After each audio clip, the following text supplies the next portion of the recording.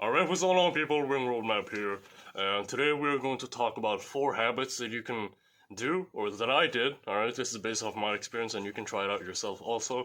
I'm not just talking out of my butt here, I'm actually speaking of things that are off my experience, okay?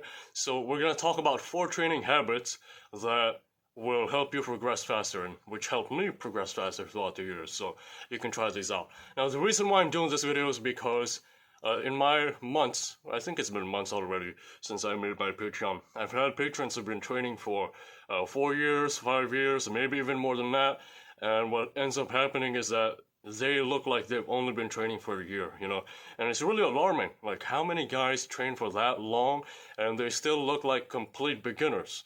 And so I want to talk about some of these habits today that, you know, maybe you can do them and then you can help yourself to make faster progress, because what I see is that a lot of people train for a long time already and they still look like complete beginners, and it's really a waste of time, and it's really a shame that these people are wasting their good years, you know, falling for the wrong habits and not progressing at all. So the first one is going to be non-stop punching.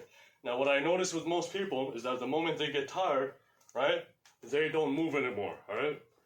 So what I personally did back then was, every time I would get tired, let's say I'm on the bag and I'm throwing my combinations, right? Boom, boom, boom, boom, boom, boom, boom, boom, and then I feel my gas tank going down. What I do, I start doing punch-outs, okay? Boom, boom, boom, boom, boom, boom, boom, boom, boom, boom, boom.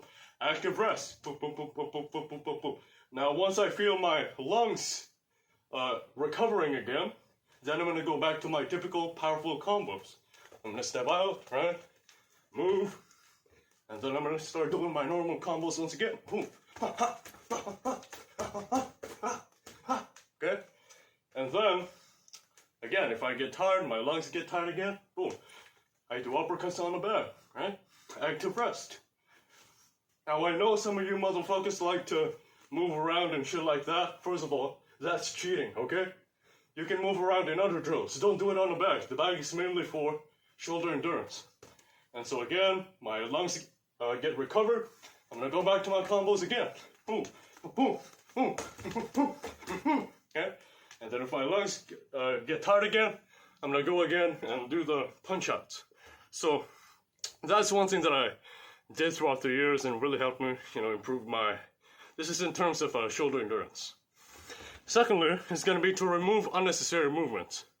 What I notice is that a lot of fighters make, you know, this mistake of moving too much. They make too many unnecessary movements. And I think it comes from the fact that they watch a lot of European fighters, right? And what happens is they start copying him, right? But it's not natural, and that's the problem. If it's not natural for you, stop doing it. What they do, they start moving like this, right? And they start bouncing like this. And then they start moving their head like this. Like, what is this, you know? And then what happens is, they end up doing nothing. Nothing. They do it, but without a purpose, and that's my problem, okay? If you're doing something without a purpose, that means that it's unnecessary, alright? So if you're moving your head like this, right? What's really your fucking problem? If you're not doing this for a purpose, it's unnecessary, okay? If you're constantly doing this,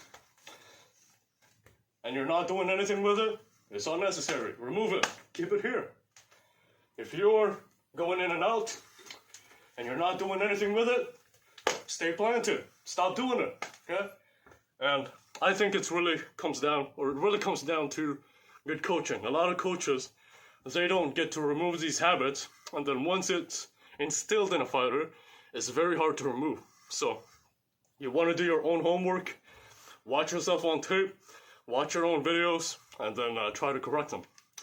Thirdly, third habit that I have adopted, and it's really good, is staying in my stance as often as I can, alright? So as much as possible. So stay in your stance as much as possible. What does that mean? The only time I should really get out of my stance is number 1, if I'm moving laterally. Okay? I'm moving left, or I'm moving right, I should say. Boom. I get out of that stance for a split second. Here, I'm not in my stance, but I get back to it pretty quickly. If I'm moving left, same thing. I may get out of my stance for like 2 seconds. Boom. That's it.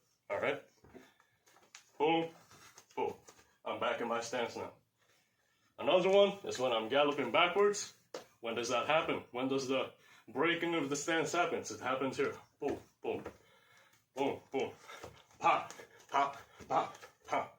It happens here in between. Okay? Boom, boom. But outside of that, I want to stay in my stance as much as I can. Okay? When I step back, I don't want to do this. Or, how's that? I don't want to do this, alright? I've been doing it right for so long, I don't know how to do it wrong anymore. So here's how it looks like. I don't want to do this. I see too many fighters do this. Boom. They get into this narrow stance. Right? Boom.